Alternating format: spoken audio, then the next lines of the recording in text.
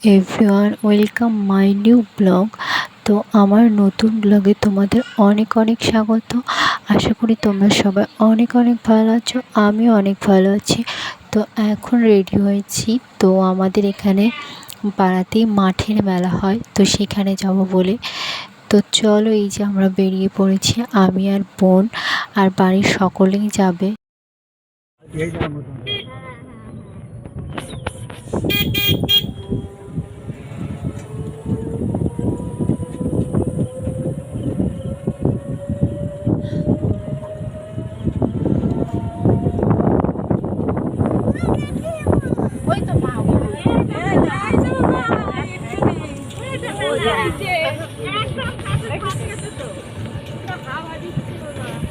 চলেই তো আসলাম।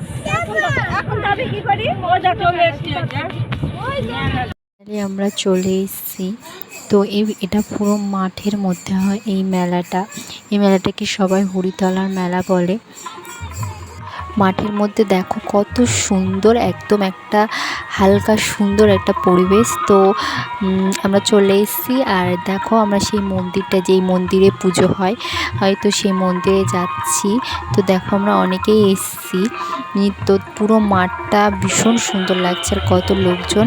আর এখানে প্রসাদও খাওয়ানোর ব্যবস্থা করেছে। তো দিয়ে আমরা ফাইনালি আমরা মন্দিরের সামনে একদম চলে এসেছি।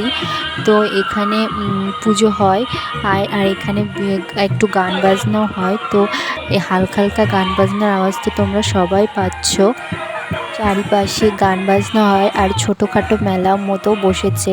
তো এই যে ঠাকুর তো প্রণাম টনাম সেরে চারিদিকটা ঘুরলাম। তো এটা আগের বছর পুজো হয়েছিল এই ঠাকুরটা। তো এবার আবার নতুন ঠাকুরের পুজো করেছে। দেখো, আমরা আবার এদিক চলে আসলাম। তো এই দেখো কত লোকজন, আর এইদিকে ছোটোখাটো মেলা মতো বসেছে। আমরা চলে গেলাম প্রসাদ খাবো বলে। তো ওই দিকটা প্রসাদ দিচ্ছিল, তো আমরা প্রসাদ খেতে চলে গেলাম। দেখো ফাইনালি আমরা গোল করে সবাই প্রসাদ নিয়ে বসে পড়েছি। আর কোনো মেলায় গিয়ে প্রসাদ খেতে কার না ভালো লাগে, আমার তো ভীষণ ভালো লাগে। খিচুড়ি প্রসাদ খেতে তো খুব ভালো লাগে। আর দেখবে বাড়ির থেকে কোনো পুজো আশ্রয় গিয়ে সেই খিচুড়ি প্রসাদ খেতে এত সুন্দর লাগে যে বলে বোঝানোর মতো না। খাওয়া দাওয়া সেরে আমরা আবার একটু মেলাটা ঘুরলাম। তখন একটু সন্ধে হয়ে গেছে, আর মাঠের মধ্যে এত সুন্দর হালকা হাওয়া দিচ্ছিল। আর দেখো সব জায়গায় লোকজনে ভর্তি, ভীষণ সুন্দর লাগছিল, আসতে ইচ্ছে করছিল না। অবশ্যই তোমরা কমেন্ট করে জানিও। Tata, bye bye.